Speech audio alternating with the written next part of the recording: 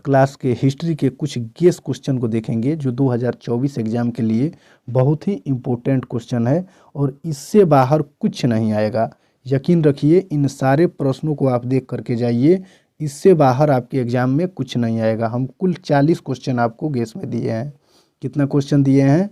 लघु उत्तरीय और दीर्घ उत्तरीय मिला के कुल 40 क्वेश्चन है। देखिए, और बस इसी में से आपके एग्जाम में क्वेश्चन रहेगा, इससे ज़्यादा कुछ नहीं रहेगा, क्योंकि भूगोल और हिंदी के क्वेश्चन का गेस भी हम दिए थे, उसमें से बहुत सारा क्वेश्चन आपके एग्जाम में आया है, तो उसी के आधार पर कुछ हम गेस किए हैं। यकीन रखिए, इन सारे प्रश्नों को आप देखिए और एग्जाम दे के आने के बाद भी इस वीडियो को देख करके आप मिला लीजिएगा, इससे बाहर कुछ नहीं आने वाला है। तो चलिए इसको देखते हैं कि कौन कौन सा क्वेश्चन आपको करके जाने हैं। चलिए, 1 नंबर क्वेश्चन में दिया है कि इतिहासकार नेपोलियन से समुद्रगुप्त की तुलना क्यों करते हैं, कारण बताएं। देखिए, बहुत ही इंपॉर्टेंट क्वेश्चन है, इसको आप देख लीजिएगा। चलिए, 2 नंबर क्वेश्चन में देखते हैं कि बौद्ध एवं जैन धर्म की 2 समानताएं बताएं। इसको भी आपको कंप्लीट करके जाना है। फिर 3 नंबर क्वेश्चन में है कि आइन और अकबरी के बारे में आप क्या जानते हैं। मोस्ट वीवीआई क्वेश्चन है ये, इसको भी आपको देख के जाना है। फिर आगे वाला क्वेश्चन है कि झूम खेती क्या है।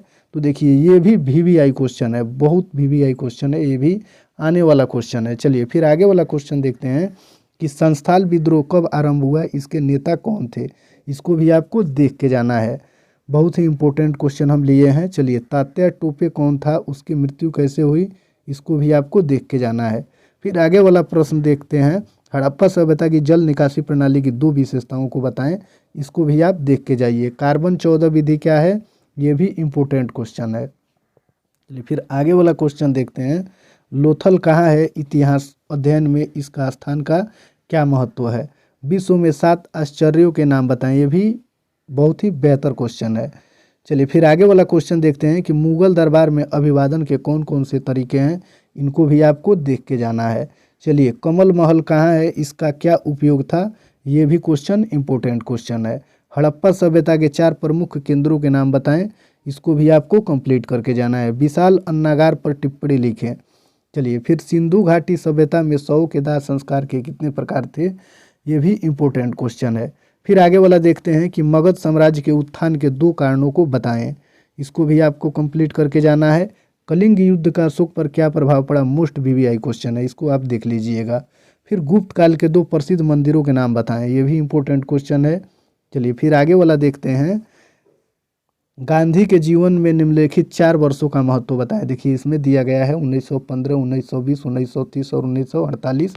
इनमें कौन कौन से आंदोलन गांधी जी के द्वारा किया गया था, इनको आप देख लीजिएगा। कोई ना कोई तो 1-2 निश्चित आएगा ही आएगा, कन्फर्म है एकदम, इसको देख लीजिएगा। चलिए फिर आगे वाला क्वेश्चन देखते हैं कि इम्यूनल अवार्ड क्या था, इसको भी आप देख लीजिएगा। क्रिप्स मिशन भारत कब आया, इस मिशन के अध्यक्ष कौन थे। चलिए फिर आगे वाला देखते हैं कि बाबू कुंवर सिंह कौन थे, 1857 की क्रांति का नेतृत्व पटना में किसने किया था। चलिए फिर आगे वाला क्वेश्चन देखते हैं कि भारत की प्रथम रेल कब और किन स्टेशनों के बीच चली, ये तो आप देख करके ही जाइएगा। चलिए फिर आगे वाला क्वेश्चन देखते हैं कि सर एडविन लुटियंस कौन थे, इसको भी आपको देख लेना है। चलिए फिर आगे वाला क्वेश्चन देखते हैं, सिंधु घाटी सभ्यता के समकालीन 2 सभ्यताओं के नाम बताएं।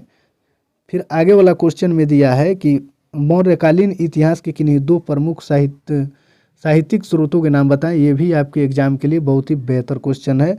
फिर 27 नंबर क्वेश्चन में कि हर्यक वंश का संस्थापक कौन था, उसका कार्यकाल बताना है। चलिए फिर आगे वाला क्वेश्चन देखते हैं, उत्तर भारत में भक्ति आंदोलन का प्रारंभ किसने किया था, उनका जीवन परिचय दें। खालसा पंथ की स्थापना किसने और कब की, उपनिवेशवाद का क्या अर्थ है। चलिए, ये सारे प्रश्नों को आपको करके जाने हैं। फिर देखते हैं कुछ दीर्घोत्तरीय प्रश्न, फिर उसके बाद में 1, 2, 4 और लघुत्तरीय प्रश्नों को देख लेंगे। चलिए, दीर्घोत्तरीय प्रश्न में आपको देखना है, हड़प्पा सभ्यता के आर्थिक जीवन की विवेचना करें। देखिए, हड़प्पा सभ्यता के आर्थिक जीवन की विवेचना करें। फिर आगे वाला प्रश्न दीर्घोत्तरीय में आपको देख के जाना है कि गुप्त काल को भारत का स्वर्ण युग क्यों कहा जाता है, वीवीआई क्वेश्चन है, इसको देख लीजिएगा। चलिए फिर आगे वाला क्वेश्चन देखते हैं, 2024 के लिए बहुत ही इंपॉर्टेंट क्वेश्चन है। चलिए, महावीर स्वामी का जीवनी और उपदेशों का वर्णन करें। फिर दिया है कि अकबर की धार्मिक नीति की विवेचना करें। फिर आगे वाला क्वेश्चन आपको देख के जाना है कि गुरु नानक देव पर एक लेख लिखें। चलिए फिर 1857 के विद्रोह की असफलता के कारणों को बताएं। फिर आगे वाला क्वेश्चन आपको देख के जाना है, सविनय अवज्ञा आंदोलन के बारे में आप क्या जानते हैं। चलिए फिर आगे वाला क्वेश्चन आपको देख के जाना है कि भारत के संविधान की प्रमुख विशेषताएं क्या है। बस इतना आपको देख के जाना है, इसमें से आपके एग्जाम में क्वेश्चन रहेगा ही रहेगा। चलिए फिर आगे वाला देखते हैं, कुछ लघु उत्तरीय फिर इधर देख लेते हैं। देखिए इसमें फिर आपको लघु उत्तरीय प्रश्नों में देख के जाना है कि चौल इमारतें क्या थी, समझाएं। सिविल लाइंस का विकास किस प्रकार हुआ, ये भी इम्पोर्टेंट क्वेश्चन है। महात्मा गांधी के आरंभिक जीवन का संक्षिप्त विवरण दें। चलिए बौद्ध धर्म के अष्टांगिक मार्गों के नाम लिखें, इसको भी आपको देख के जाना है। अकबर को राष्ट्रीय शासक क्यों कहा जाता है, इसको भी आपको देख के जाना है। फिर अकबर के काल में भूमि का वर्गीकरण किस प्रकार किया गया था, इसको भी आपको पढ़ के जाना है। चलिए फिर कार्बन 14 विधि से आप क्या समझते हैं, ये भी आपको देख के जाना है। अकबर की सुलह एक कुल की नीति क्या थी, ये भी इम्पोर्टेंट क्वेश्चन है। चलिए फिर 1857 की क्रांति के धार्मिक कारणों की चर्चा करें, इसको भी आप देख लीजिएगा। फिर मीराबाई का संक्षिप्त परिचय दें, मोस्ट वीवीआई क्वेश्चन है, इसको भी आपको देख के जाना है। चलिए फिर आगे वाला देखते हैं। भारत आने वाले 4 विदेशी यात्री उनके यात्रा वृत्तांत का नाम लिखें, ये भी इम्पोर्टेंट क्वेश्चन है। भारत में उपनिवेशवाद की स्थापना के 4 कारणों को लिखें, इसको भी आपको देख के जाना है। मुस्लिम लीग द्वारा पाकिस्तान की मांग क्यों की गई, इसको भी आप देख लीजिएगा। संघ सूची, राज्य सूची एवं समवर्ती सूची का संक्षिप्त विवरण दें।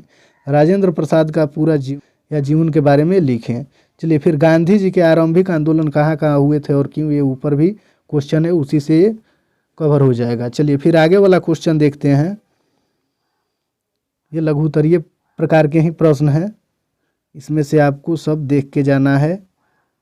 चलिए फिर देखते हैं 17 नंबर क्वेश्चन में रहेगा, पूना एक्ट के बारे में आप क्या समझते हैं। फिर कैबिनेट मिशन भारत क्यों आया, अशोक के अभिलेखों पर टिप्पणी लिखें। गुप्त काल के विज्ञान और प्रौद्योगिकी पर प्रकाश डालें। त्रिपिटक क्या है, मोस्ट वीवीआई क्वेश्चन। उत्खनन से आप क्या समझते हैं, ये भी मोस्ट वीवीआई क्वेश्चन है। मोहनजोदड़ो के विशाल स्नानागार का विवरण दें। चलिए फिर हड़प्पा सभ्यता के बारे में आप क्या जानते हैं, इसको भी देख लीजिएगा। संस्थाल विद्रोह पर एक टिप्पणी लिखे, इसको भी देख लीजिएगा। चलिए आगे वाला फिर देखते हैं। 1857 की क्रांति की असफलता के 4 कारणों को लिखें। रानी लक्ष्मीबाई के जीवन का वृत्तांत को लिखें।